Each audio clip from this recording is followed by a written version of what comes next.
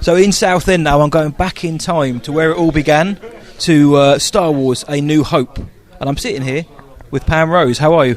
Good afternoon. I'm fine. For the benefit of our listeners, do you mind describing who you played in that film? I've had 3 names, actually. Excuse me being a bit hoarse. On set, I was Weird Girl. Mm-hmm. Then it was changed to Leesub Sirln. Yep. And in 2009, when they brought the action figure, it went to Leesub Sirln because they spelt it wrong. I was going to say, was there a reason why they changed it from the second to the third iteration? No, I don't know why they moved it from the first to the second either. Because I was out of the business for a long time, mm-hmm. and I never knew about conventions till about 2006. Yeah. I just ran a casino in London for 20 years. Nice. Yeah. So, when you firstly, how did you get the gig then in terms of Star Wars? Because it's not now we see it as this huge, big global franchise, but then obviously it wasn't. So no. What was the process of getting the role then? Well, we belonged to an agent called Central Casting, and in those days it was one of the big main agents for background and things like that. Yep. And in those days, the agents used to choose who they thought would be suitable for what they required. Okay. When now they can't imagine me in a pair of trousers and an evening dress. Mm-hmm. They want to see a picture of me in trousers and an evening dress. Right, okay. Yeah. So I gave up filming 2012 because I wasn't very happy with the way we were treated after being treated well for so many years. Mm-hmm. That's a shame how things change. Yeah.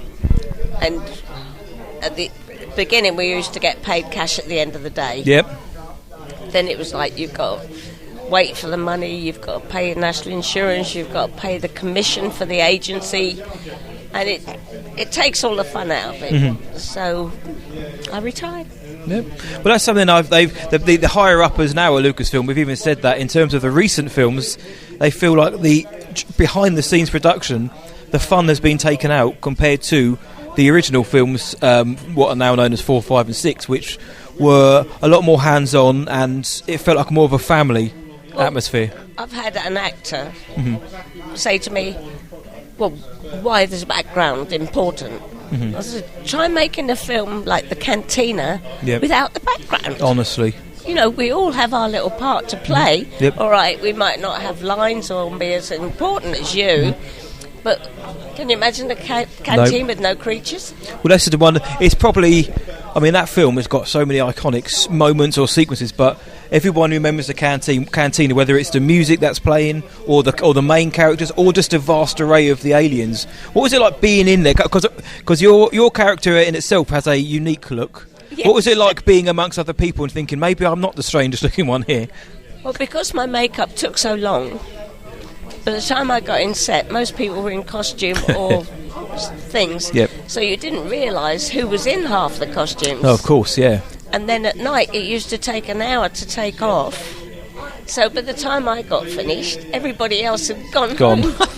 They were gone down the pub. I probably met more doing the conventions than I... That's mad. That's mad. But because obviously looking at it now, what was it like? Did you have any interaction with any of the big guys on set? So Harrison was there, Sir Alec Guinness was on set at the time. Did you at all get a chance to say hi to them? Oh, here we go. There he is, a picture of Pam standing behind Sir Alec and Mark Hamill as well, as they're talking to Han Solo. But you see, he'd only be about 18. Yeah, Mark was, yeah. Yeah, and I was already 28. Mm-hmm. Okay. So we wouldn't have had anything in common anyway. Yeah. And I was very respectful that they had to get in character, they had lines to learn, they had to do rehearsals. So you speak to them, but I wouldn't converse with them if I thought they were busy. Yeah, of course, yeah. I was very respectful, which has gone out the window nowadays, I think. Yeah, I can imagine. Again, I haven't really been on many film sets, but I imagine, it's a bit different now. When I was doing it, I always tried to keep in the background. Yep. Because when you got paid out at the end of the day, they said, Pam, were you seen? No. Okay, 7 o'clock tomorrow? Yep. Okay. And then somebody, I was sitting next to the actor. Not tomorrow. And they go, whoa, So what? that humility kept you coming back. You know, you can't be in a bus, you can't be walking down the road, you can't be in a restaurant if you've got your face in it. Yep.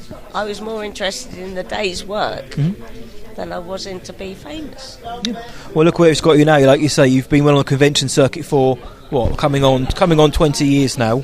How has that been then, going from obviously running that casino in London to suddenly, going around England, Europe, and I guess the world as well, meeting fans, and obviously there are some like hardcore fans who know probably more about your character than probably you do. But what's that been like? I didn't know anything about the character because somebody said to me, "You're in the Star Wars encyclopedia." Yep.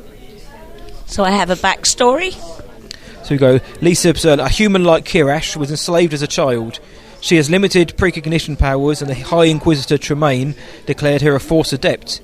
To avoid imprisonment or death, she escaped and hid for years in Mos Eisley on Tatooine. There you go. You're Force sensitive, and you've been on the run with a death mark on your head, and you just turned up for a couple of days' work. But the Freemans who did all my makeup, they actually made me a face mask or a death mask. And it's got Weird Girl, Pam Rose on the neck. I've still got that. And Weird Girl, like you say, that was just the name on set. Yeah. That's a nice name to be called on set, isn't it? Well, that was a polite name for what others called me. So what have you taken then? You've obviously, the 1977 film comes out, becomes what it is now. Now, what has it meant to you over the years and the character and being in that film? Nothing. We get some honesty finally. I've only seen about 3 of the films. Yep. When I moved down to the Brighton area, they asked me to do, I think it was The Force Awakens. Yep. I went and did a charity night, and one of the perks was to go and see the film afterwards. Yep. It's not my...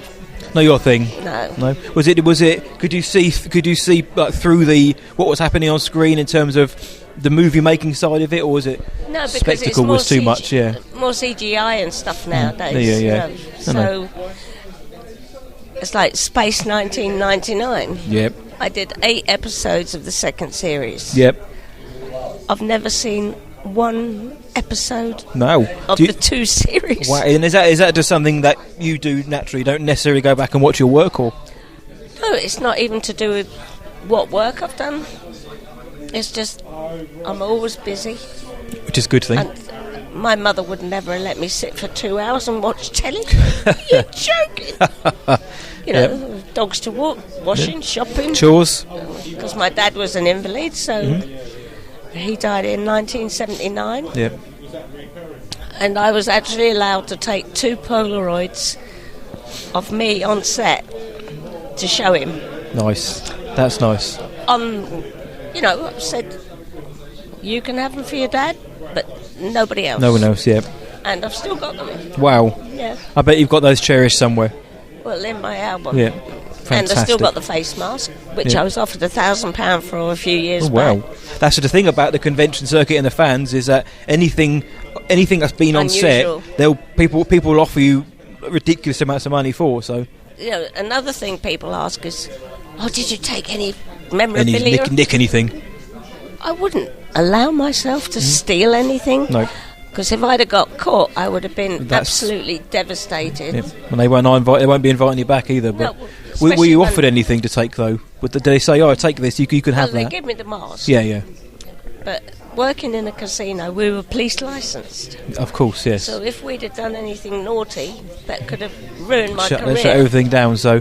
Yeah. No. Okay, well, the last thing I had to ask you is I've been perusing your selection of photos on your desk here. Oh, look, there's Batman, there's Space 1999, Superman. So I've asked Pam, how was it working with Christopher Reeve, and what was your response? He was nice. She went out of him at the time, so yes, so I'm sitting next to Superman's old girlfriend. That's much of the old. I've an ex-girlfriend then. No, yeah. Christopher Reeve, a fabulous actor. But that was a nice little tidbit. there of information, which I didn't expect. I used to work in a pub part-time, and I used to cycle around to the pub, and then we used to go to the cinema, or I used to go and watch him at the gym, which was in Park Lane, at the Grosvenor. Yep, I know and, that. you know, I'm a normal person. Yep. I've been there, done it. I haven't written the book yet. Yeah. And I won't be. How about to say, is it coming or not? No. No. Because people don't understand. You know, they only see 5 days' work. Yep. And, like, as I said, I'll be 75 in August. Mm-hmm. So there's a lot more gone on.